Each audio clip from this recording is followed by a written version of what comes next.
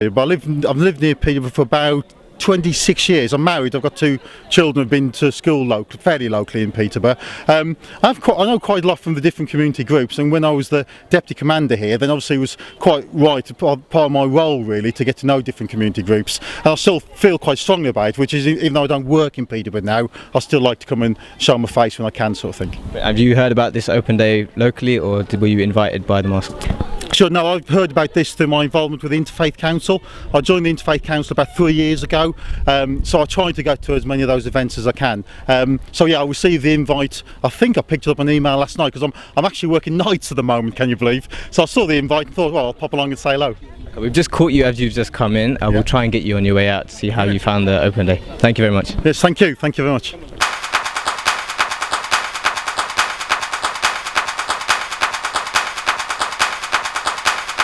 Okay, joining me now is Councillor Irene Walsh. Welcome, Irene Walsh. She's just going to tell us a little bit about what she does in the council. Yeah, thank you. Just this year in May, in fact, I was appointed the Cabinet Member for Community Cohesion, Safety and Women's Enterprise.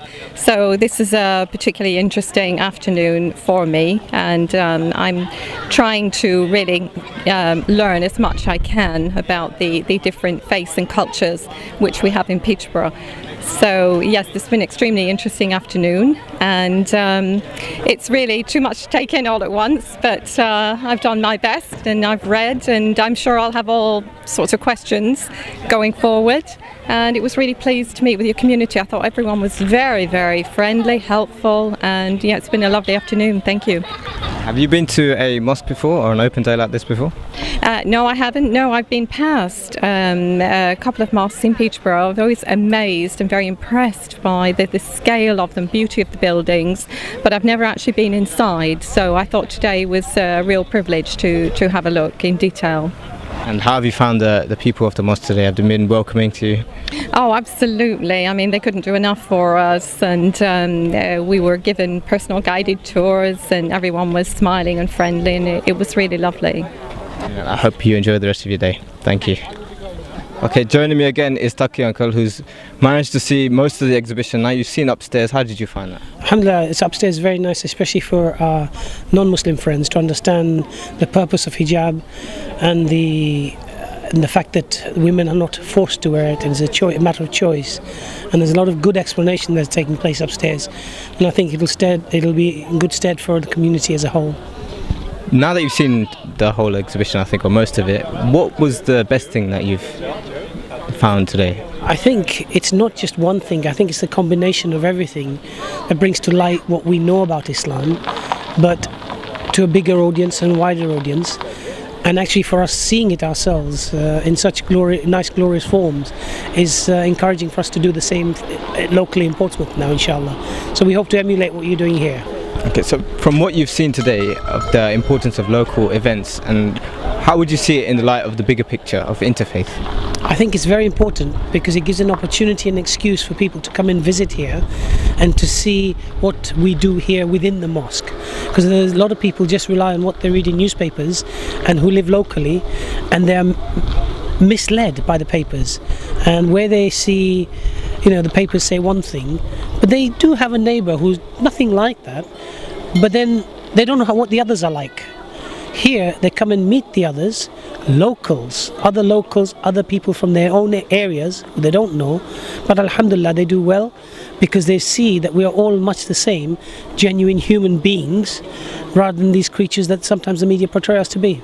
Okay, I'm now joined by Councillor David Over, who's the chair of SACRE. That's right. That's right, yeah, and you're going to tell us a little bit about that. Hello, well, first of all, thanks for inviting me here. I got the invitation a few weeks ago, penciled it in my diary, and I was here as quickly as I could. Nice to see old friends and make new ones. I'm here basically as a city councillor. I represent Barnet Ward up towards Stamford, and I'm also the chair of SACRE, which is the organisation that has an oversight of religious education in this city. Brilliant. And how have you found the open day today? I found it tremendous. First of all, it reminds me of being in the Middle East, where I used to be a few years ago, and I've tended to keep that interest. So we went upstairs and we smelt the various incenses, and I felt that I was just back down on the seashore at the Arabian Gulf, I've seen the various books. I have an interest in calligraphy and also Arabic design, and I was just blown away with the resident artist you've got there. And just to come along to a mosque and its simplicity and its peace and quiet is something that I look forward to. Hope you enjoy the rest of your day. Thank you very much.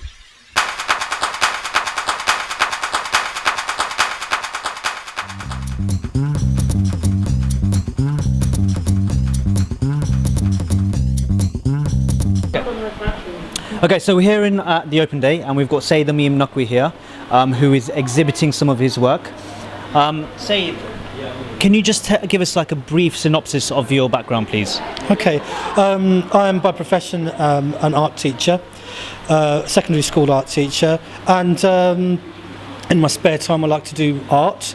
My degree is in fact in fine art, and some of the work on display here is related to, or comes from my degree work, as well as the work that's been inspired through having taught children at secondary school.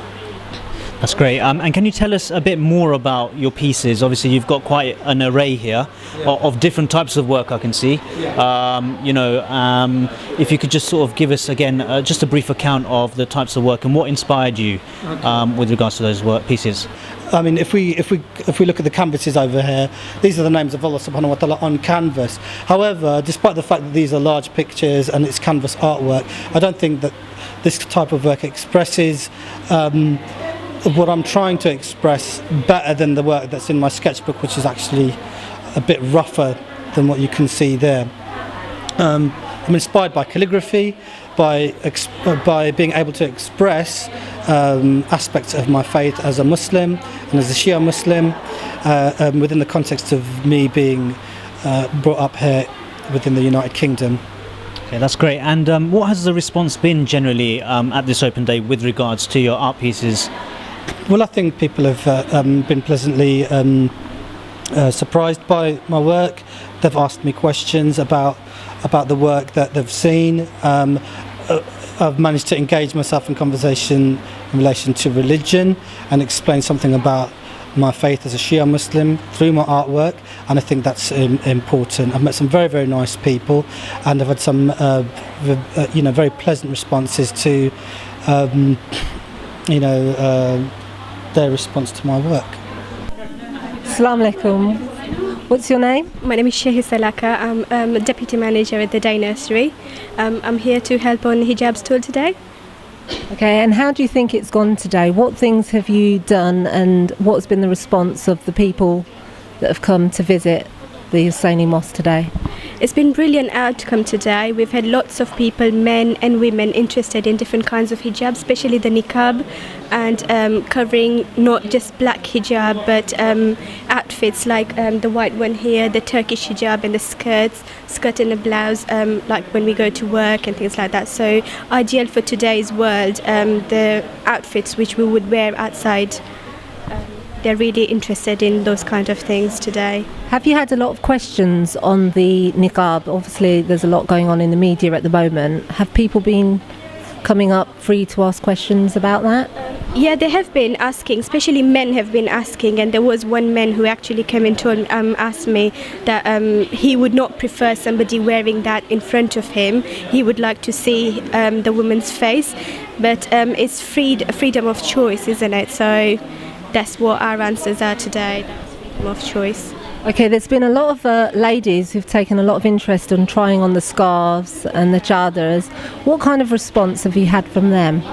We've had good responses. Like you can see, we've had different kinds of hijabs there. Some with headscarves on, some with hats and shellas on. So we've had different kinds of hijabs there, and we've had some trial ones over there as well. So it's been really brilliant. They've all taken some pictures, and we're going to email them their pictures as well. Okay, thank you, Shaista.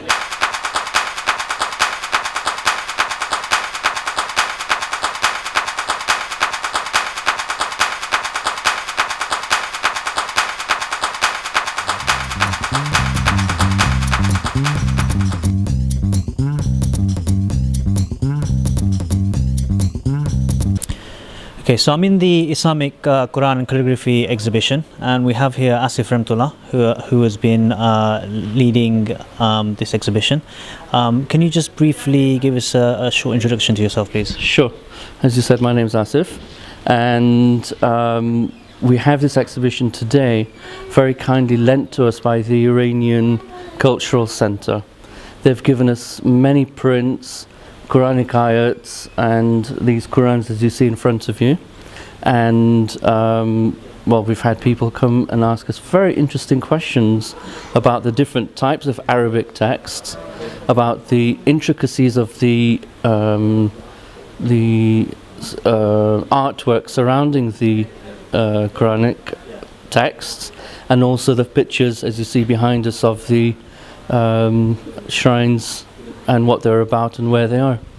Okay, I mean, what's the response been generally with regards to this particular exhibition? Fantastic. People have been very, very interested in knowing about why Arabic, why are things always in Arabic, and does it have to be in Arabic?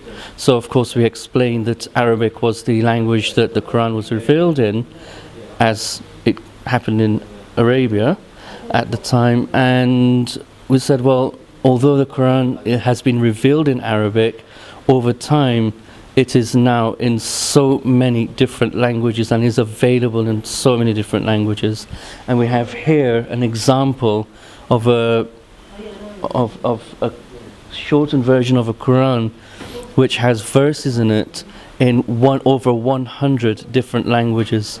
And if you open up to a page, you'll be able to see just some of the examples of the languages. I mean, Al-Jamaid, I've never even heard of that language. Yeah, I mean, Armenian. It's just amazing. The international braille, so even blind people can, read the Quran. I mean, it's just amazing that everybody is now everybody can read the Quran in their native language. I mean, that seems to be quite a favourite of yours. Is there any other sort of exhibits that you found quite fascinating? Yes, people were asking about a couple of the exhibits over there. There's one particular one on parchment paper, and that's authenticated with stamps on it, and the one next to it on deerskin. And people were quite interested in that one, because obviously that's quite different to just your normal text.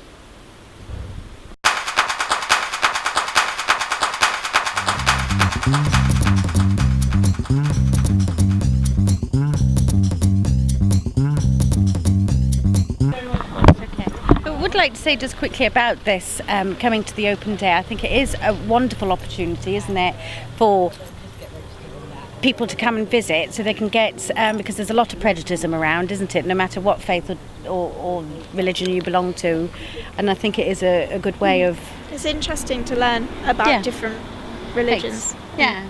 Kind of helps to know a little bit about something that's important to somebody. I noticed you've gone to the henna store as well. Yes, that was really good fun. So we're hoping it'll last till Thursday, because we're all flying to Malta on Thursday. So hopefully it will. It just amazes me how pretty and delicate it is, and they're so steady with their hands when they do it. It's fascinating to watch. It is good. Thank you. Thank you very much. Good luck. And in my village, people are just genuinely interested. They have a real desire to come to a day like this, and each year we bring a different group, and we are very glad when you come over to visit us too. I love it here because it's to speak with people. I mean, that was the most enjoyable thing. Yeah, so meet people of the same community as ours. Yes, I think it's lovely. Yeah, that's the same with me. I mean, what's been absolutely great is the feeling of community. Feeling of being very welcome. It would be lovely if outside these walls we could maintain the same sort of thing. There's no but walls. There are no walls. There are no walls. No, but no, it's been a very friendly, exciting, and interesting day. There's been a lot to learn, but a lot of people to meet, and it's been lovely. Well, I think that's very well summed up. And we want to thank you for obviously attending. We highly appreciate your attendance here. And that's it, I think. Thank you very much. Yeah, that's great. Thank you very much. Yeah.